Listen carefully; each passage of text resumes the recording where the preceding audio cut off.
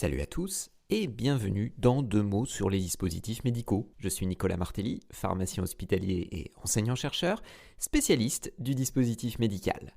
Aujourd'hui, je vous propose un nouvel épisode d'actualité sur les DM, retraçant les infos qui m'ont marqué durant ce mois de mars. C'est parti!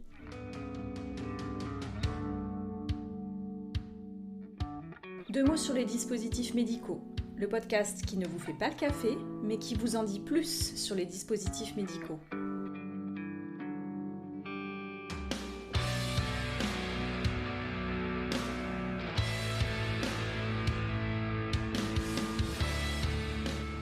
La première info concerne le nouveau règlement européen sur les DM. Je vous invite à aller faire un petit tour sur l'épisode 4 si vous ne voyez pas de quoi je parle. Le nouveau règlement européen sur les DM, comme vous le savez, entrera en application le mois prochain. Oui, déjà, c'est dingue comme le temps passe vite.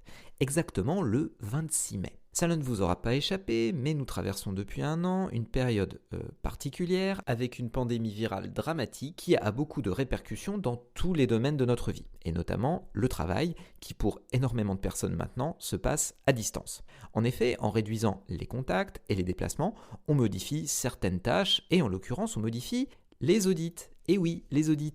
Dans le cadre du nouveau règlement européen, les organismes notifiés chargés de veiller à la bonne application par leurs clients fabricants de DM des nouvelles exigences doivent effectuer des audits pour s'en assurer. Ces vérifications sur site se compliquent donc beaucoup avec les mesures anti-Covid et la possibilité de faire tout cela à distance a donc été discutée avec la Commission européenne. Tout semblait bien parti puisque en janvier dernier, la Commission avait ouvert la porte à cette possibilité et Team NB, qui est une sorte d'association représentant les organismes notifiés, avait commencé à travailler sur un document commun pour chercher à harmoniser ces pratiques un peu nouvelles, disons, de l'audit à distance. Seulement, patatras, les autorités compétentes des pays de l'Union européenne semblent avoir sur ces audits à distance des opinions qui divergent et surtout qui empêchent Team NB d'avancer dans la rédaction de son document qui est très attendu pour harmoniser ces audits à distance. C'est d'autant plus inquiétant que la date fatidique du 26 mai approche et que le Covid a déjà retardé d'1 an l'application du nouveau règlement, donc on espère que tout va s'arranger prochainement. La deuxième info concerne les valves aortiques percutanées ou TAVI. Souvenez-vous, on en avait parlé dans l'épisode 12. Je vous avais dit qu'à terme, ces DM seraient de plus en plus proposés à des patients à faible risque pour la chirurgie standard.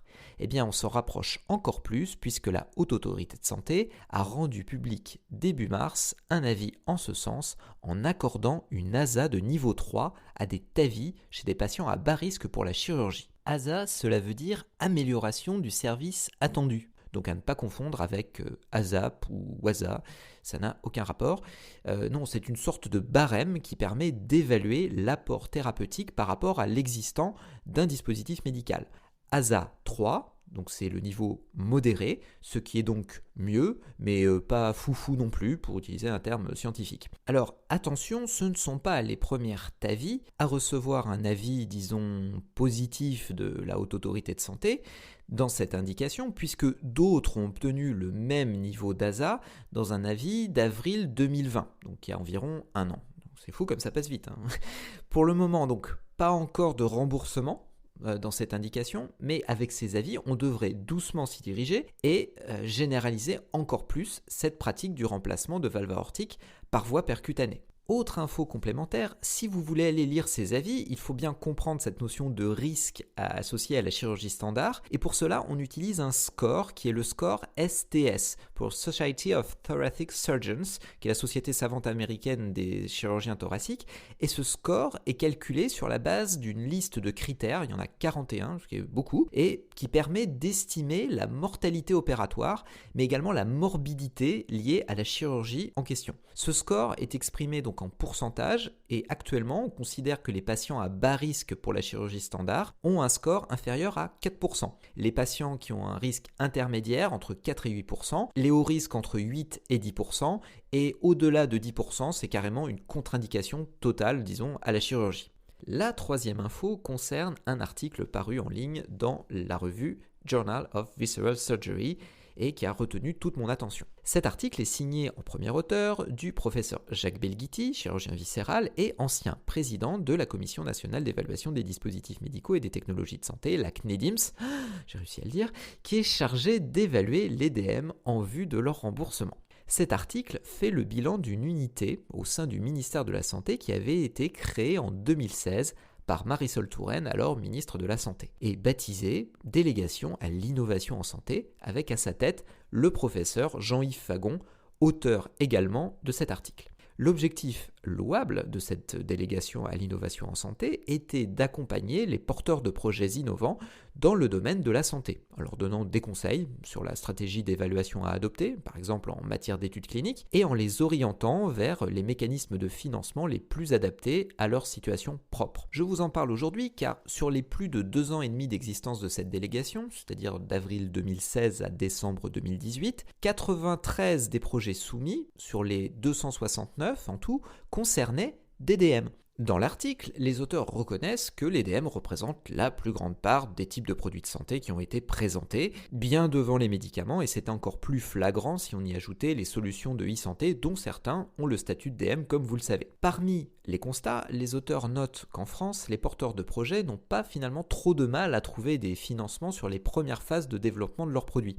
Entre les pôles de compétitivité, la banque publique d'investissement, les financements régionaux, etc., finalement, ça va. Mais c'est après que ça se complique. Il n'y a plus d'aide pour les phases concernant le après-marquage CE et l'accès au marché ou accès au remboursement si vous préférez. Alors ce n'est pas un scoop et les spécialistes du DM connaissent bien ce problème. Mais l'intérêt de la délégation à l'innovation en santé, bien que ne disposant pas de fonds propres qu'elle aurait pu distribuer, était au moins de pouvoir orienter les porteurs de projets vers des mécanismes adaptés, et notamment de tirer vers le haut les projets qui avaient le plus de potentiel. La délégation a été dissoute par Agnès Buzyn, alors ministre de la Santé, en janvier 2019. Les auteurs soulignent en conclusion que cette unité a hélas peut-être manqué de lien avec les autres services ministériels, peut-être qu'elle était isolée, et ça aurait pu permettre des actions beaucoup plus coordonnées en faveur de l'innovation. Ils regrettent également le fait que beaucoup d'industriels manquent d'interlocuteurs dans les administrations pour leur expliquer simplement comment les systèmes fonctionnent, et ils appellent à la fin de l'article de leur vœu à la création d'une nouvelle délégation à l'innovation en santé, notamment pour éviter que ce travail de conseil et d'orientation ne tombe exclusivement dans les mains des consultants privés. À bon entendeur, salut.